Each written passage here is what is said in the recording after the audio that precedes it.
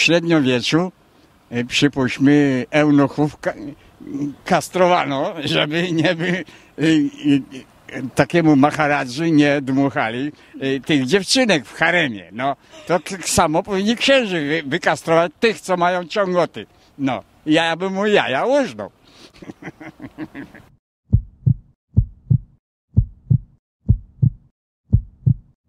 Hej, tu Delfina i program Seks w Małym Mieście.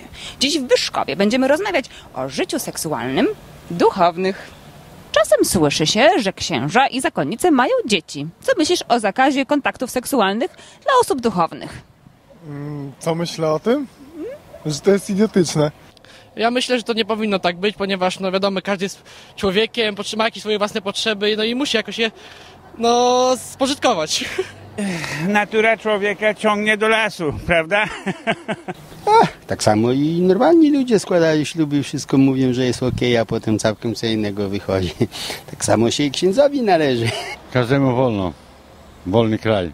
Aby krzywdy osobom trzecim nie robił. Przez to na przykład, że nie zawierają czy związków małżeńskich, czy brak im pożycia seksualnego, później są przestępstwa księży na tle tam seksualnym, prawda? Dla mnie ksiądz to był od początku wysłannikiem Pana Jezusa, ale w tej chwili, no rzeczywiście, no to coś się słyszy i o pedofilii, i o tym, i o wykorzystywaniu przede wszystkim nieletnich. To jest bulwersujące. Nasz rząd przemyśleć tę sprawę i jakieś oddzielne prawo, które by skazywało takie osoby, tych księży po prostu za takie rzeczy. No, to jest niedopuszczalne po prostu. Czy celibat Pana zdaniem powinien być zniesiony? Czy jednak księża i zakonnice powinni mieć rodziny i dzieci? Nie, no właśnie jestem za tym, żeby był zniesiony. Powinni mieć rodziny.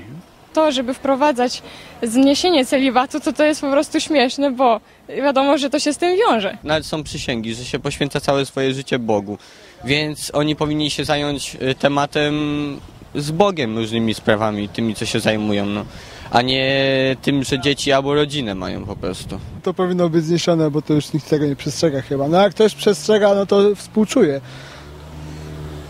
Ja wychodzę z tego założenia, że każdy człowiek potrzebuje miłości i żyje dla drugiego człowieka, więc to czy jest to ksiądz, czy jest to prawnik, czy jest to lekarz, to wszyscy powinni mieć takie samo prawo. Uważam, że powinno być to wszystko oficjalnie, aniżeli taka gra, prawda, że tu jestem święty, a tam robię swoje. No. Księża powinni mieć rodziny, dlatego że w tym momencie będą mogli przekazywać nam informacje z własnego doświadczenia, a nie po prostu z tego, co sami wyczytają, tak? By musieli przede wszystkim pracować księża wtedy fizycznie, bo z tej pensji kapłańskiej na pewno by się nie utrzymali.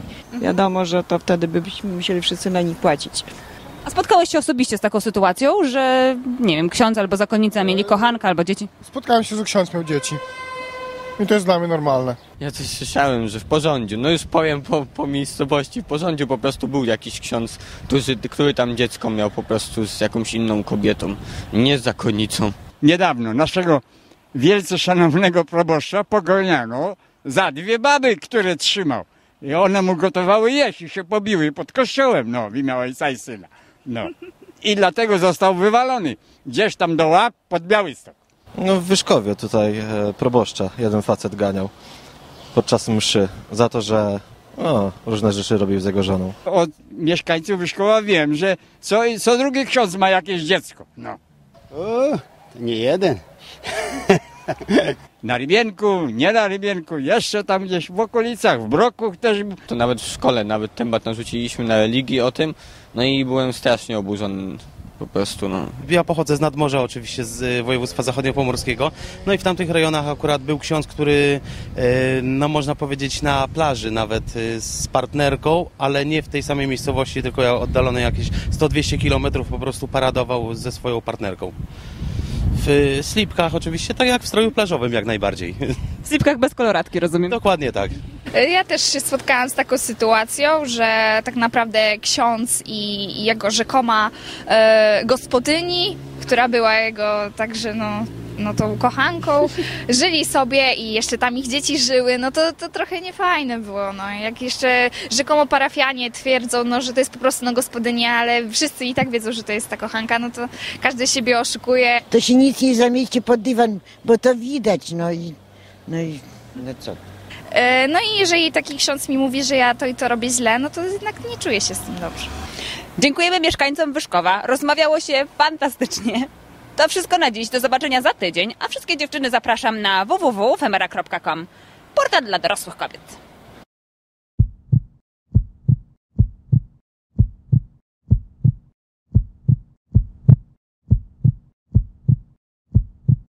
Ja bym, przypuśćmy, był władny, to ja bym takiemu księdzu zdał sutannę, dał łopatę i wygnał go do roboty.